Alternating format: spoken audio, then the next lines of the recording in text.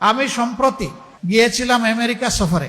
সেখানে নিউ ইয়র্কে একটা বক্তব্য রাখতে গিয়ে আমি বলেছিলাম, জামাতে ইসলামী যদি দেশ পরিচালনার সুযোগ পায়, কর্মজীবী মহিলাদের কর্মঘণ্টা 3 ঘন্টা কমিয়ে 5 ঘন্টা করা হবে।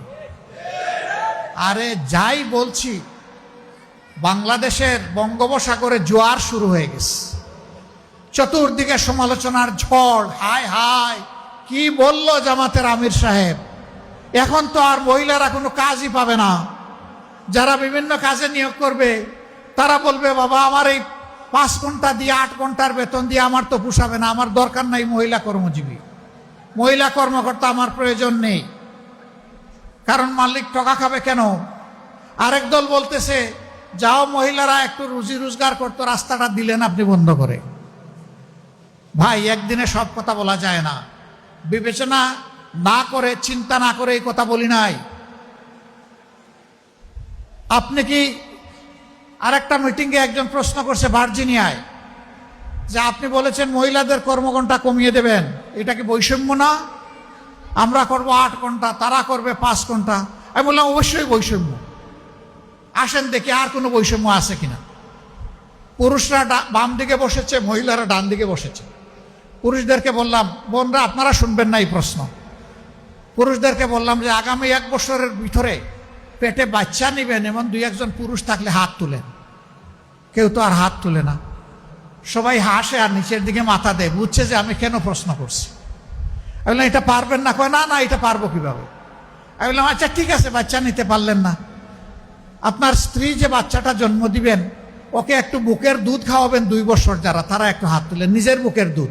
এখন দেখি আবার কেউ হাত তুলে না। আমি বললাম এটা কি বৈষম্য না? একজন পেটে গর্ভধারণ করলো, এরপরে বুকের দুধ দিয়ে বাচ্চাকে বড় করলো, আপনি কিছুই করলেন না, এটা কি বৈষম্য না? তো সে সব কিছু করবে, আবার প্রফেশনাল লাইফে এসে আপনার মতো 8 ঘন্টা কাজ তাকে করতে হবে, এইটাই বৈষম্য। এখন বলবেন যে শিল্প মালিক বাঁচবে কেমনে, সরকারের কাজ হবে কেমনে? অবশ্যই হবে। যে জাতি তার মাকে সম্মান করে, আল্লাহ সেই জাতিকে সম্মানিত করেন। চুররা চুরি করে সমাজ থেকে পকেট কেটে লুণ্ঠন করে যেই টাকা নিয়ে যায়, সেই টাকা যদি ফেরত আসে, সেই টাকা যদি সদ্ব্যবহার করা যায়, মায়েকে রানীর মর্যাদায় প্রতিষ্ঠিত করা হবে ইনশাআল্লাহ। কার গায়ে জ্বললো আর কার গায়ে জ্বললো না এটা দেখার সময় আমাদের নেই। মারা 5 ঘন্টা কাজ করে 8 ঘন্টার বেতন পাবেন ইনশাআল্লাহ। তবে সেই 3 ঘন্টার বেতন শিল্প মালিকদেরকে দিতে হবে না, এটা দিতে বাধ্য থাকবে সরকার। একটা সমাজের ভিত্তি হচ্ছে পরিবার। পরিবার যে সমাজের সুন্দর, সেই সমাজ সুন্দর হয়। পরিবার যেখানে এলোমেলো, সেই সমাজ ধ্বংস হয়ে যায়। আমরা আজকে ধ্বংসের মধ্যে পড়ে গেছি, এই সমাজকে ধ্বংসের হাত থেকে উদ্ধার করতে হবে ইনশাআল্লাহ। আমরা একটা কল্যাণ রাষ্ট্র করতে চাই। সরকার সবার কাছ থেকে ট্যাক্স নেয়, সরকারের দায়িত্ব হলো সমাজের চাকা চালু রাখা। সরকারের দায়িত্ব হচ্ছে ওই সমস্ত মাদের বাকি 3 ঘন্টার বেতন পরিশোধ করা। কল্যাণ রাষ্ট্র যেদিন কায়েম হবে ইনশাআল্লাহ, পর্যায়ক্রমে এই দেশ সেই জায়গায় গিয়ে উপনীত হবে। প্রথম দিনই হবে না, নিশ্চয়ই একথা জনগণ বুঝে। জনগণের ধৈর্য এবং সহযোগিতা আমাদের লাগবে।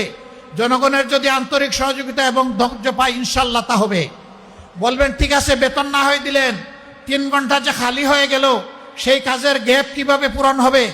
দুনিয়ার বহু দেশে পার্ট টাইম সরকারি জব আছে।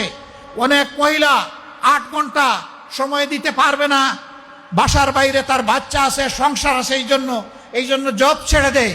তারা যখন দেখবে 3 ঘন্টারও আমার একটা সুযোগ আছে, বলবে ঠিক আছে, সেই 3 ঘন্টা আমি আমার প্রয়োজন পূরণ করে আসি।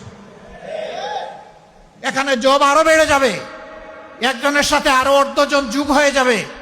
সুতরাং আগে যদি 100 জন জব পেয়ে তাকে এখন 150 জন পাবে ইনশাআল্লাহ। এইভাবে জবের সংখ্যা বেড়ে যাবে। কিন্তু আমরা কোনো মাকে কাজ করতে বাধ্য করব না। যার প্রয়োজন আছে, যোগ্যতা আছে, কাজ তার হাতে সম্মানের সাথে তুলে দেব। তার নিরাপত্তা কর্মক্ষেত্রে বিধান করা হবে ইনশাআল্লাহ। সম্মানিত ভাইয়েরা,